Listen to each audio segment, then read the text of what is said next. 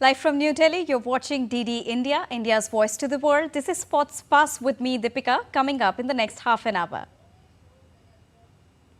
Ollie Watkins' last-minute strike sail England into their first final on foreign soil in Berlin. But unbeaten Spain poses tough challenge as fans gear up for the Fury fight scheduled for Sunday night in Berlin.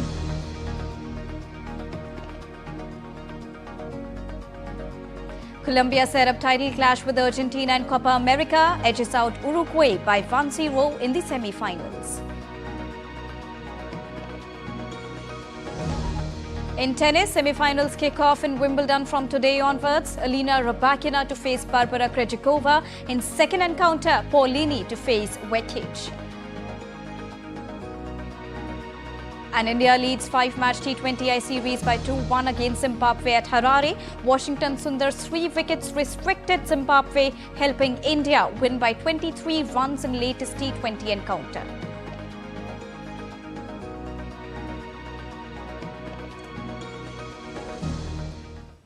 First up, let's get you all the action from the European Champion Super Finale.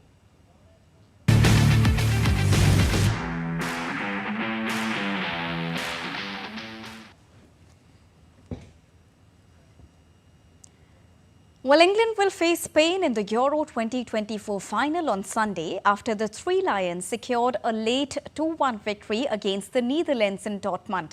Here's a report that tells you all about the latest encounter. Take a look. The European Championship has now come to its last stage with the names of the teams for the title match out after last night's semi-final clash. Substitute Ollie Watkins scored a stoppage time winner to send England deservedly through to their second successive Euro final as they finally turned on the style to beat Netherlands 2-1 on a memorable night in Dortmund. Lost for words, really. I was just trying to describe it to Andy there. When you score, there's emotions that come through your body, but this is just a different feeling. It was slow motion when I was running over to the boys and celebrating, and it was. I didn't want to get off the pitch at the end because I just wanted to soak it all in because it doesn't happen often, obviously. England coach Gareth Southgate said he was definitely pleased with the quality of the play, praising the on-field decisions made by the players. You know, in the end, the players made so many good decisions on the field. People like Bukayo Saka, the defensive responsibility he started defending as a wing-back, then he had to go into midfield to defend, then he had to defend as a winger. There were so many things like that going on all night. But I was really pleased with the quality of our play. It's a group with a lot of new players in it, and half of them had never been to a tournament, but they've bonded so well, and they've all got each other's back, and tonight was a great example of that. Xavi Simons had put the Dutch ahead in just 7 minutes after entering the game, but England captain Harry Kane soon levelled the semi-final from the spot after going down under Denzel Dumfries' challenge. The outcome of the evening was a heartbreak for the Dutch, who have now lost 4 semi-finals since winning the title in 1988 and were hoping to make to the finals despite finishing third in their group. The Three Lions will now take on Spain in Sunday's showdown after Spain secured a 2-1 victory over France in the first semi-final on Tuesday night. Sports Desk, DD India. And in the build-up to the Super event, I'm now joined by DD India correspondents from Berlin. I'm joined by Trent Murray, and I also have from London, Ollie Barrett. A very good evening from India to both of you. Now, finally, we have the final lineup. First, my question to you, Ollie, on Team England. Now, Spain is bidding to win the title 4th time, and their journey so far into the match shows that it is a potential threat to Team England, and luck won't work every time for them. What do you think of England's chances here in the Super Finale against Spain, Ollie? Never in doubt, all the way through the tournament so far, and I'm sure the final will be the same. That's what many England fans will be saying, even if they are slightly tongue-in-cheek with those comments, because England have made pretty hard work of it at times so far. But they will also be taking confidence from that semi-final in which England put in, I think, their best performance of the tournament. And Spain, watching on, will be aware that England can be a significant threat. They have got the players to be a threat if they turn up and do the business on match day. And as I say, one of the things the England squad will be so pleased about is that their performances have just been building through the latter stages of the tournament. Perhaps they feel they can peak at the right time. But they will also know, and we've been hearing this from the players and from the manager Gareth Southgate, that Spain have probably been the best team in the tournament so far and will be very, very difficult to beat indeed. We've heard Phil Foden talking about the way they keep the ball, for example. We've heard Gareth Southgate talking about the way that they've had an extra day of preparation ahead of the final. But it is a final now. It could go either way. And I think Spain will be favourites for many. But England, even to the neutral observer, will be considered to have a decent chance as well. And now coming on to you, Trent, it was Pele who took the World Cup by storm in the year 1958. And people are now, refreshing their memories with Yamal's performance here. Can we say he's a great superstar in making, Trent?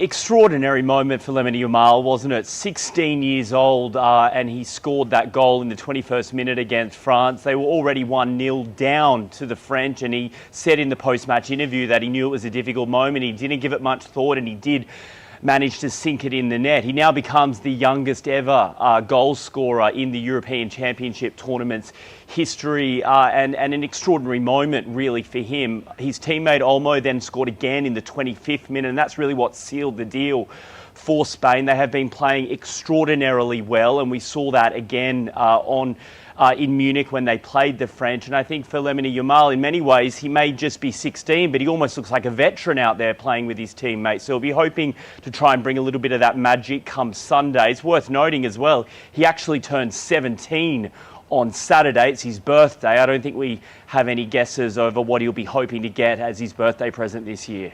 Let's see what happens on the final day. Coming on to you, Ollie, and talking about England. England, if we talk about the previous match, they responded well to all the challenges with quick on-ground responses as well. And earlier, it looked like England were losing the knockout games, but finally they are in the super finale against Spain. So the kind of changes that we've seen, what should be the final strategy for Gareth Southgate over here, Ollie? Well, Gareth Southgate will feel that so far his strategy has been vindicated because his team is in the final. So perhaps from that perspective, we may not expect too many changes. All of that said, Harry Kane, we will wait and see on his fitness. He took the knock, winning that penalty in the semi-finals. So we'll have to get some updates on whether he will start the game on Sunday or whether indeed Ollie Watkins, the goal scorer in the semi, might come and start in his place if required, or indeed Ivan Toney instead up front. Luke Shaw and Kieran Trippier, obviously a question on the left-hand side. Is Luke Shaw now considered fit enough to start the game ahead of Kieran Trippier, or will Trippier start again and Luke Shaw be used to come on later in proceedings, perhaps? And from a tactical perspective, England will be trying to work out now how to disrupt some of Spain's passing play, particularly through the middle of the pitch, but also on the flanks as well. How do you stop the midfield players getting as much space as they've been able to find in some of the previous fixtures? How do you stop Rodri running the game from midfield? How exactly do you press, and how far up the pitch do you press? Knowing that if you do press high up the pitch, Spain may well pass around you and find space in behind. So lots of questions for Gareth Southgate to consider over the coming days. But you mentioned their resilience in recent games. He will be hoping that that plays a key factor as well. Indeed, and coming on to you, Trent, talking about Spain, they look like the standout team of the tournament. But the chances of England have also increased so far in the tournament. If we look at their performances, can Spain remain consistent, having the capacity to also absorb the high voltage clash and its pressure?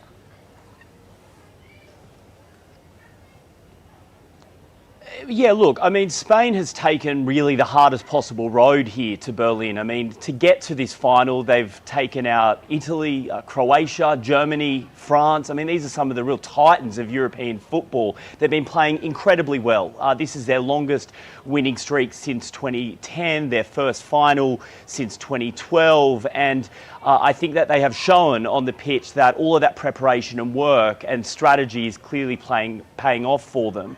What we do know, though, as well, is that England has shown it can have some surprises up its sleeves. And I think the Spanish are not being too cocky or too confident about all of this. Certainly on paper, they are probably the better team. They should win if you were a betting man. But nevertheless, I wouldn't write England off. And I think for the Spanish, they've been, as Ollie said, they've been given an extra rest day. That will help. But really, it's going to be a fantastic match come Sunday. And even though the Spanish remain undefeated until now, I think they'll be concerned England could just cause an upset here. So we'll have to wait and see.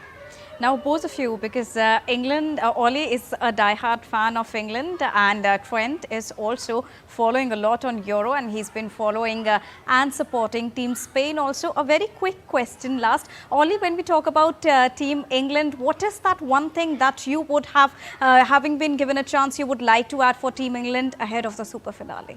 If you were given a chance, Ollie. Well, the one thing I would like to see different in this final from previous finals going back to 1966 is that England win it. And you, Trent, when we talk about Team Spain, which you say are the best team on paper?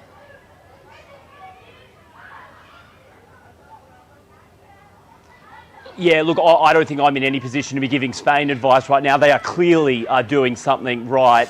But again, what I think will be interesting this time is if they can win this tournament, they will win the silverware for the fourth time. They currently are third against Germany. Both Germany and Spain have won 3 trophies each in this tournament's history. I think the Spaniards would love to take that record to become the overall title holder from the European Championships. And England are looking forward to stop that victory march for Spain. Well, thank you so much, Ollie and Trent, for joining us and bringing us a rounded perspective on the super finale and what to expect ahead of England versus Spain Euro final. Thank you. So the stage has been set for the grand finale of Euro 2024 after England beat the Netherlands overnight in Dortmund by 2-1. England will now take on Spain in Sunday's grand finale at Berlin Olympic Stadium. The match will mark the closing finale of this year's European Championship, with host country Germany welcoming millions of football fans from across the world, bringing with them a plenty of fun, fervour and festivities. In Berlin, DD India correspondent Trent Murray hit the streets to get their take on the upcoming tournament and its finale. Take a look. Well, it's finals week of Euro 2024. We are here in the fan zone. The temperatures are hot. The passions are running high. Let's go and meet some of these fans. The tournament's been great. I mean, the atmosphere around Berlin's been great. Obviously, it was a bit of a shame about the fan zone the other day because of the thunderstorm. But I mean, just the area in general has loads of atmosphere to it, going to the pubs and stuff, enjoying a few pints. People are so friendly each other, and we both make so much friends today. And it's a good feeling, the good weather. Yeah. French are so famous for their food. So, kebab, what do you think of the German food? Kebab, it's okay. For the rest, French is better. It's the moment when everybody says football brings people together, and it sure does. You know, so I'm just happy to celebrate football because my home team is playing really bad here in Germany, so I'm super happy to see good football, finally. Some Spanish fans here. I'll try my limited Spanish with them. Hola, ¿cómo estás? Muy bien. So we decided to came here in the semifinals, and we have his wedding on Saturday. But if Spain, you're getting married. But congratulations! but if Spain win, we will not be there. Okay, we don't know. Sorry, Sandra. He will not be there. Spain is first. Enjoying your visit to Germany? I'm looking forward to go back to Austria. What are you dressed up as? What is this? This is just Dutch merchandise, nothing special.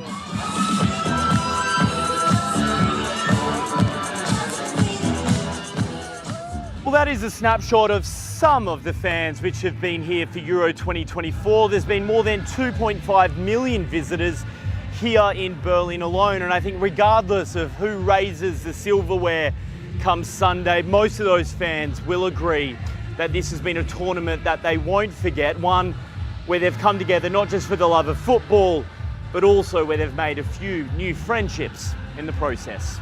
Trent Murray for DD India, Berlin. Now, just as England and the Netherlands faced each other in the Euro semi-finals, British Prime Minister Keir Starmer watched the game with his Dutch counterpart Dick Schoof on the sidelines of the NATO summit on Wednesday.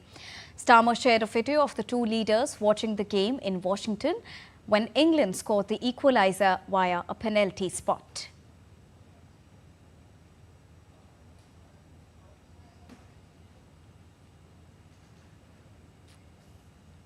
And it's now time to take a short break here on DD India Sports Pass, but still to come on the other side. Draupadi Murmu plays badminton with ace badminton star Saina Nehwal.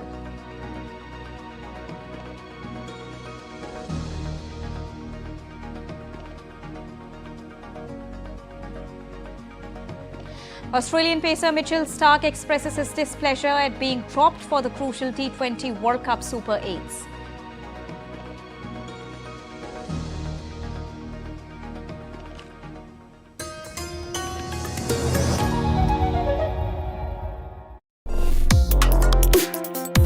Complex issues, hidden agendas, twists and turns, strategic games.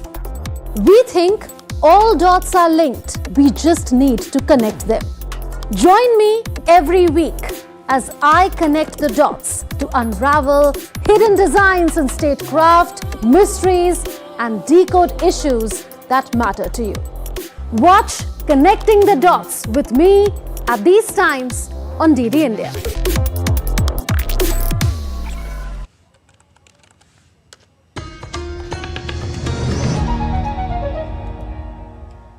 Welcome back after that short break. You're watching DD India Sports Pass with me, Deepika.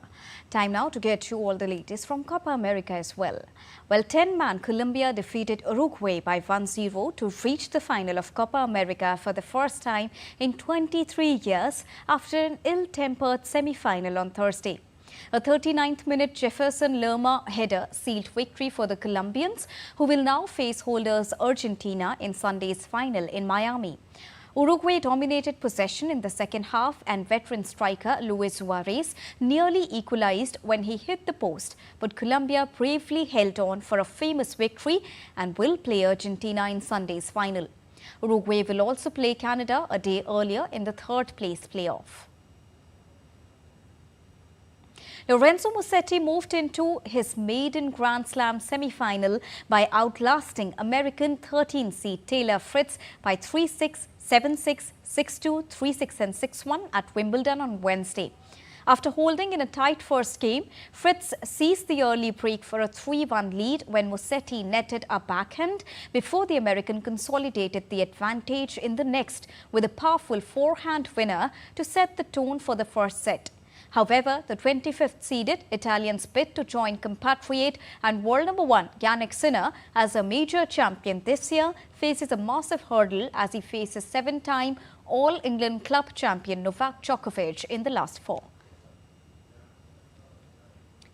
So Serbian Novak Djokovic sailed into the semi-finals of Wimbledon after his opponent Australian Alex de Minaur pulled out of his Wimbledon quarter-final bid against the second seed on Wednesday due to a hip injury, sending the Serbian into a record-equaling 13th semi-final at the grass court Grand Slam.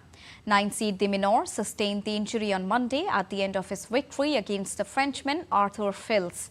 At the time, he thought he would be fit to play, but he lasted less than 10 minutes on a practice session on Wednesday and said the risk of further injury was also high. Djokovic, trying to win a record 25th Grand Slam title, will now have 2 days off before playing the number 25 seed Lorenzo Musetti on Friday after the Italian prevailed in a marathon 5-set epic against Taylor Fritz. So day 11 at Wimbledon witnesses semi-finals of women's singles take place as 2022 champion Alina Rybakina takes on Barbora Krejcikova and Donna Vekic, who faces off with Jasmine Paolini, both on centre court. Semi-finals of the men's doubles also takes place, while the men's singles action will return on Friday. In the first semi-final of the day, the first Italian ever in the Wimbledon semi-final lineup, Jasmine Paolini will face Croatian Donna Vekic, ranked 37th in the world, who overcame qualified New Zealander Lulu Sun in 3 sets. This is the first Wimbledon semi-final for both the players.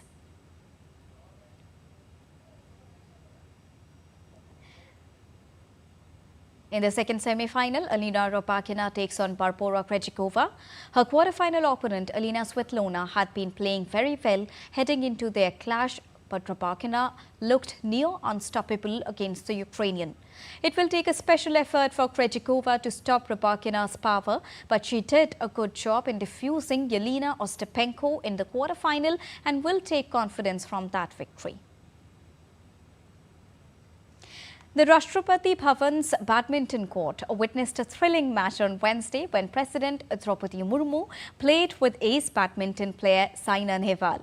With badminton rackets in hand, they faced off in a light-hearted match on court as President Murmu sported a comfortable silver suit paired with white sneakers, while Saina Nehwal rocked her athleisure wear.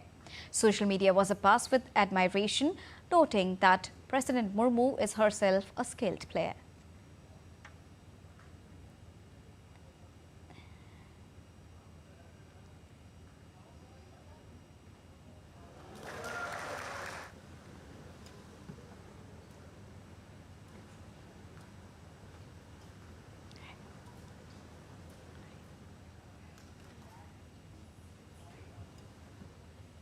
On to cricket now. Team India produces a clinical effort to beat Zimbabwe by 23 runs in the third T20 International in Harare and take a 2-1 lead in the 5-match series.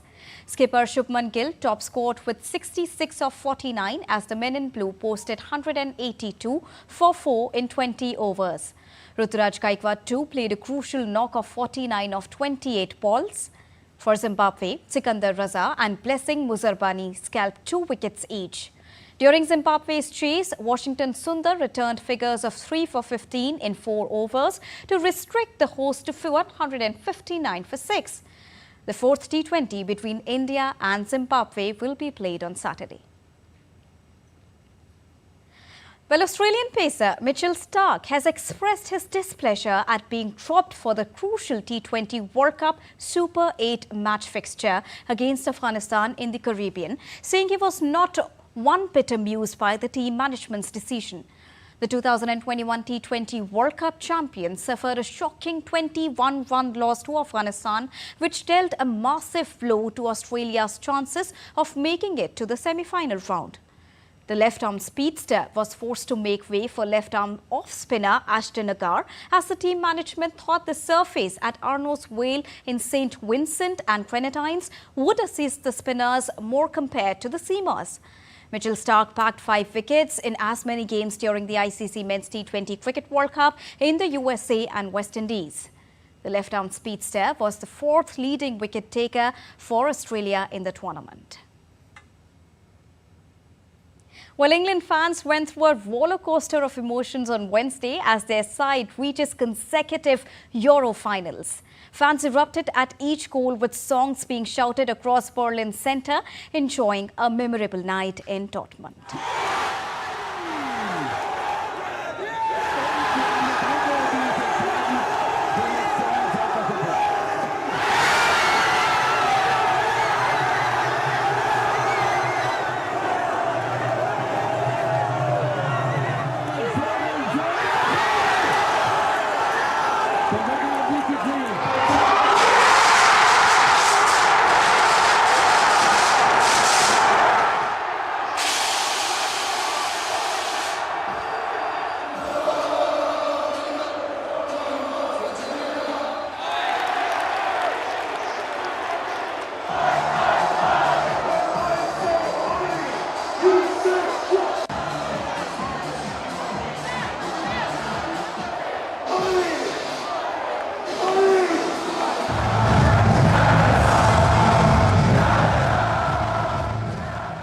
And that's all for this edition of DD India Sports Buzz. But do let us know your thoughts on the news of the day. For those on the go, you can get all the latest news and updates from India and across the world on the DD India mobile app. The app is available on both Android and iOS platforms. Scan the QR code on the screen to download it right now. We'll be back with more news as it breaks here on DD India. I am Deepika Mehta, and from all of us here in New Delhi, thank you so much for watching DD India Sports Buzz. Namaskar.